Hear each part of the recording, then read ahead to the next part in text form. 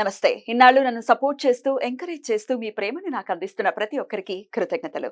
అలాగే ఈ వీడియో కూడా ఖచ్చితంగా మీకు ఉపయోగపడుతుంది. లైక్, షేర్ అండ్ సబ్స్క్రైబ్ చేసి మీ సపోర్ట్‌ని నాకు అందించండి. అలాగే ఈ వీడియో పట్ల మీకున్న అభిప్రాయాన్ని కామెంట్ సెక్షన్‌లో కామెంట్ చేసి తెలియజేయండి. ఇప్పుడు వీడియోని చూద్దాం. నమస్తే. Welcome to our channel. నేను పద్మిని. ప్రస్తుతం మనతో పాటు ప్రముఖ ఆధ్యాత్మికవేత్త, ఆస్ట్రాలజర్ అండ్ న్యూమరాలజిస్ట్ తనిష్క గారు ఉన్నారు. మాట్లాడదాం. తనిష్క గారు నమస్తే. నమస్తే అమ్మా. మేడం, మాఘ అమావాస్య వచ్చేస్తోంది. మాఘ అమావాస్యకి అసలు ఏం చేసుకోవచ్చు? ఎట్లాంటి సమస్యల నుంచి బయటపడడం కోసం ఈ అమావాస్య రోజు అసలు ఏం చేయొచ్చు? ఒకసారి మీ ద్వారా. ఓకే అమ్మా. ఇప్పుడు మనం అందరూ ఏం చేస్తామంటే అమావాస్య అంటేనే చాలా వరకు ఇక్కడ ఉండేవాళ్ళు ఏదైనా మంచి పనులు, పూజలు అంటే పూజలు చేసుకుంటారు. కానీ ఏదైనా స్పెషల్ గా ఏదైనా విశేషాలు అంటే ఏదైనా పార్టీలు, ఫంక్షన్లు ఏం చెయ్యరు, అస్సలు మొదలు పెట్టరు, ఏం చెయ్యరు. కానీ మేమేం చేస్తామంటే తమిళనాడు వాళ్ళు తప్పకుండా అమావాస్య రోజుల్లోనే మొదలు పెడతాం. ఎందుకంటే అమావాస్య అంటే సూర్యుడు, చంద్రుడు, తల్లిదండ్రులు ప్లస్ వీళ్ళు కలిసి ఉన్న రోజు మనకు మంచి బ్లెస్సింగ్స్ దొరుకుతుందని చేస్తాం. కానీ తప్పకుండా ఆ రిజల్ట్ చాలా బాగుంటుంది. కానీ వాళ్ళకి పూజలు అనేది మనం చేసుకుంటే దాని తర్వాత మనకి ఏ పనులు మొదలు పెట్టినా బాగుంటది. అమావాస్య అంటేనే ఆ రోజు పూజల గురించి అసలు వేరే ఏది పనులు చేసుకోకూడదని ఆ కాలంలో చెప్పెట్టారు. అంటే పూజలు అంటే ఇప్పుడు సూర్యుడు, చంద్రుడు, తల్లిదండ్రులు వాళ్ళని మనం తప్పకుండా పూజలు చేయాలి అనేది, వాళ్ళకి మనం పూజ చేయాలి. అందుకే ఆ రోజులో ఏ మంచి పనులు పెట్టుకోవద్దని చెప్పారు. కానీ అసలు వేరే మంచి పనులు పెట్టుకోవద్దని అంటే వీళ్ళకి పూజలకు టైం స్పెండ్ చేయాలి కాబట్టి అలా చెప్పెట్టారు. కానీ వేరేది కూడా మనం మంచి పనులు కూడా మొదలు పెట్టుకోవచ్చు వీళ్ళు పూజ చేసిన తర్వాత. అయితే మనం ఎట్లా పూజలు చేసుకోవాలి అంటే ఇప్పుడు చాలా వరకు ఏందంటే సూర్యుడు అంటేనే మనకు ఇక్కడ జాతక పరంగా కామన్ గా చూసే ఆయుష్ గురించి ఉన్న గ్రహం.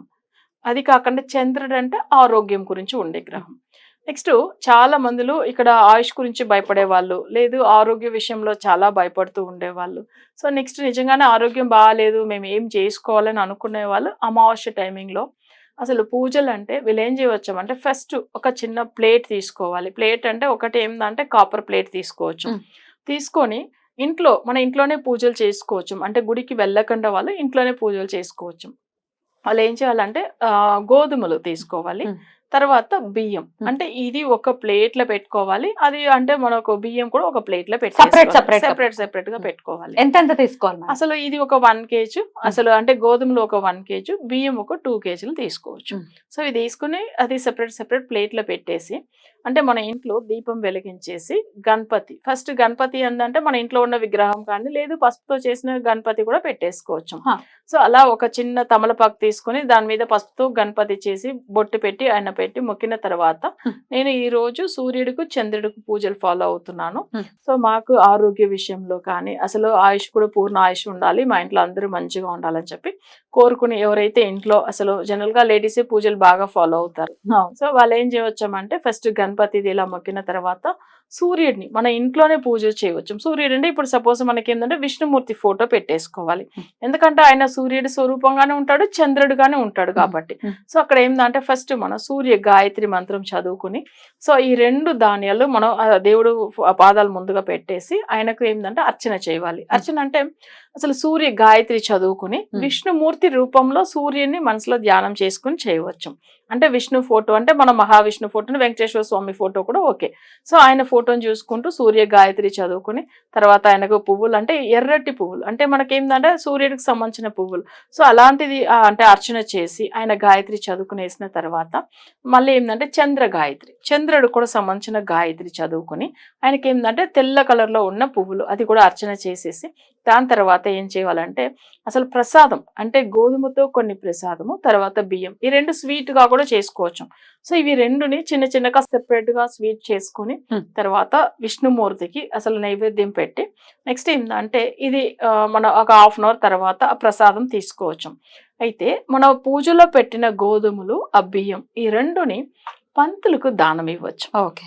అది ఏమైతుందంటే పంతులకు దానం ఇచ్చేదాని వల్ల మన పాపాలు తొలగిపోతుంది, అంటే మనకు ఉన్న ఆరోగ్య సమస్యలు కూడా తొలగిపోతుంది. అంటే దీనికి తమిళ్లో పాపానే అంటారు. పాపాని అంటే బాంప్రవ్వలు. సో బ్రాహ్మిన్స్ కి ఇస్తే మంచిది అనమాట. అంటే మన పాపాన్ని తొలగించే వాళ్ళు.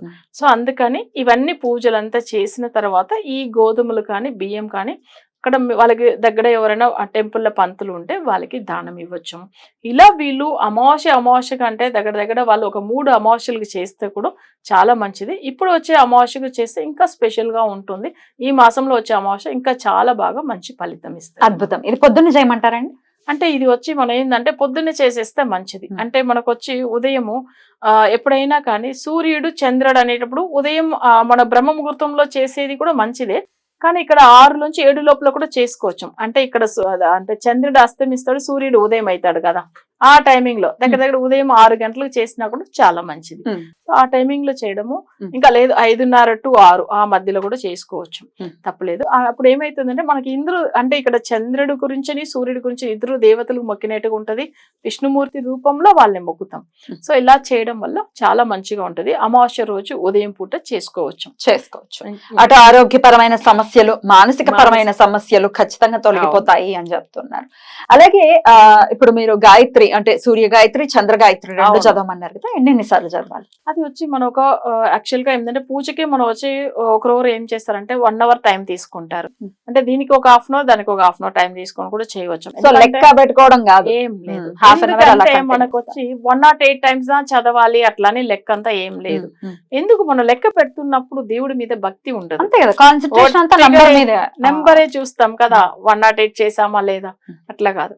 నేను దేవుణ్ణి మొక్కుతున్నాను, నాకు మంచి చేయాల స్వామి అని మంత్రం చదువుకుంటూ అసలు మన టైం తీసుకుంటే చాలా 1/2 hour అంతే, కానీ కౌంట్ చేయవలసిన అవసరమే లేదు.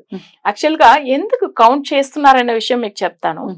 ఇప్పుడు మన 108 అనేటప్పుడు అది 9 అని వస్తుంది. బట్ ఇప్పుడు బుధ మంత్రం చదివినా 9 అనేటప్పుడు ఆ బుధుడి పవరే వచ్చేస్తుంది.